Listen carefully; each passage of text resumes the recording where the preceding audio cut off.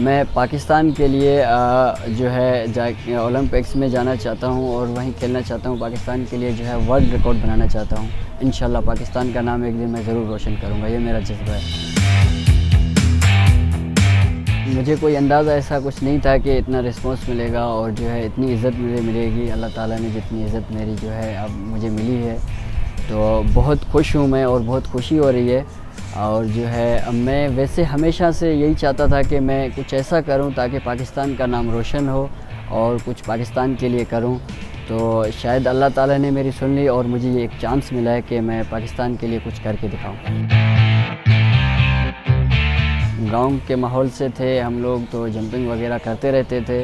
हमें तो नहीं पता था कि ये सब कुछ भी होता है, आगे इतना सब कुछ भी होगा, अंदाज़ा नहीं था। तो उस हवाले से मैंने एक नहर से जंप लगा ली, उसमें कुछ लाइक्स आए वीडियो पे। तो फिर मैंने कुछ सोचा कि इससे कुछ अलग करूं, कुछ बेहतर करूं। और इस तरह मतलब बेहतर करने के चक्कर में मैंने बाइकों से जंप लगाई, 5 बाइकों से।